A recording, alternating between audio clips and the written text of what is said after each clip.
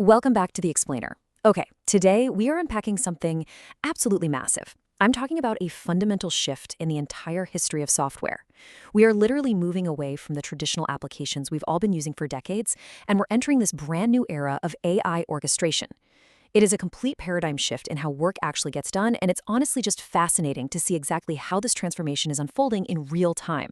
Let's just dive right in with a pretty bold claim: the death of SaaS. For, the last 20 years or so, software development has followed this incredibly predictable formula. You build an application, you throw in some dashboards, you wire up a few workflows, and boom, you sell subscriptions. But that reliable, two-decade-old formula, it's fundamentally ending.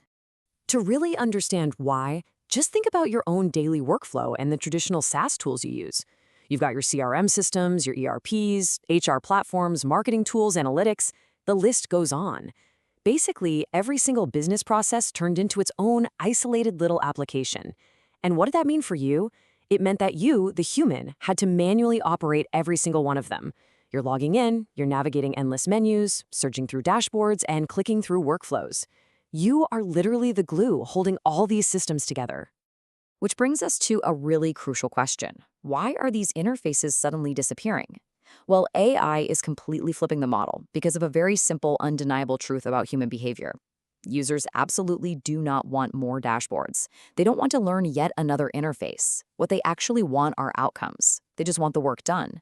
And this intense desire for outcomes over interfaces is driving one of the biggest architectural shifts we have ever seen in the tech industry. Section 1. The fragmentation problem.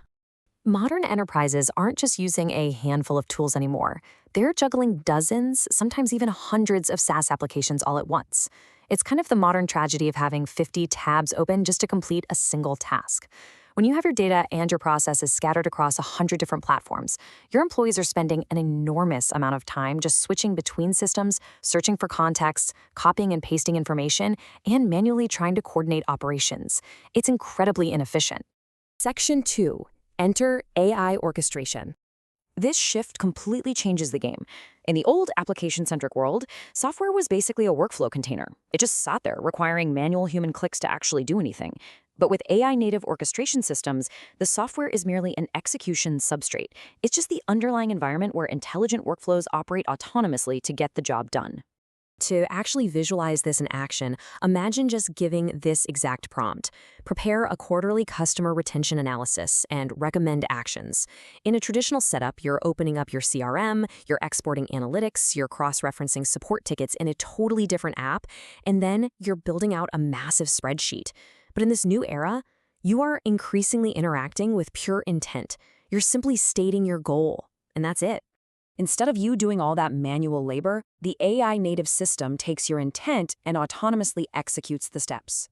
It retrieves the data automatically, coordinates the workflows across all your different backend systems, generates the analysis, queries your operational systems, and dynamically produces the final recommendations. The AI acts like the ultimate project manager, turning your intent into a finished outcome without you ever having to navigate a traditional app interface. Section 3. The new AI architecture. It all revolves around the AI agent. We're talking about a system that retrieves information, coordinates systems, executes workflows, calls APIs, manages operations, and adapts dynamically. So here's the absolutely crucial point. If these AI agents can operate the software autonomously on your behalf, the traditional interface layer, the menus and dashboards we're also used to, becomes drastically less important. This changes how software is built from the ground up. Traditional SaaS spent so much time and money optimizing APIs and interfaces just so humans could use dashboards easily, right? Human usability. But future AI native systems, they optimize almost exclusively for machine interoperability, meaning the software is built primarily for AI agents to talk to each other, not for humans to look at. And this builds into a massive usability shift. We are moving from feature-centric design to workflow-centric intelligence. Think about what this actually means for you day to day. Instead of you taking some lengthy training course to learn how the software works, the AI systems learn what you want accomplished.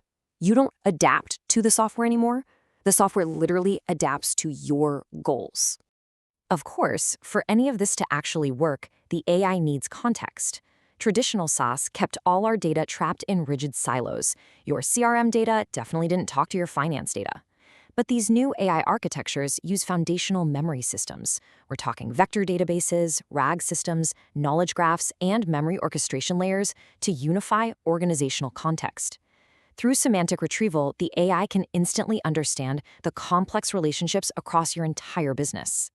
This unlocks some truly wild proactive capabilities.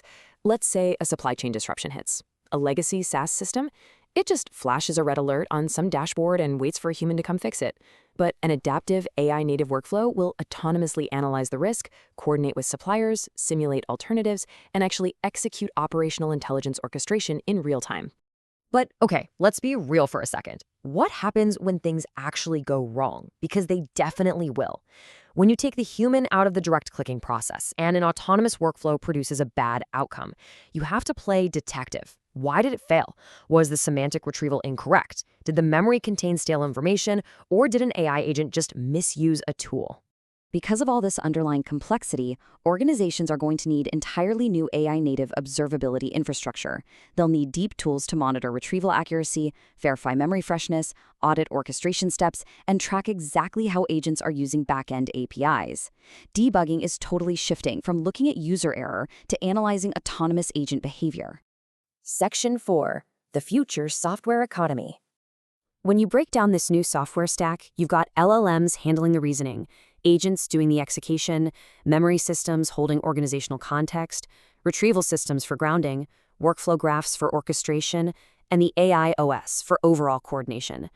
Notice what isn't the star of the show anymore: the application itself. Applications simply become these modular, back-end infrastructure components inside larger, intelligence-delivered ecosystems. Because of this, the entire strategic control layer of the tech industry is shifting. We are moving completely away from isolated applications toward intelligence coordination layers. The companies that win the next decade won't necessarily be the ones building better point-and-click interfaces. They are going to be the ones building better intelligence coordination systems that aggregate value across multiple platforms simultaneously. So that leaves us with one final, pretty massive question. Is SaaS forever? The next time someone tells you it is, I really want you to consider how AI orchestration, semantic memory, and intelligent agents are fundamentally reshaping the software industry right before our eyes. Are we witnessing the actual end of software as a destination and the birth of software as a completely invisible intelligent assistant? Really think about that. Thanks for tuning into this explainer. I'll catch you next time.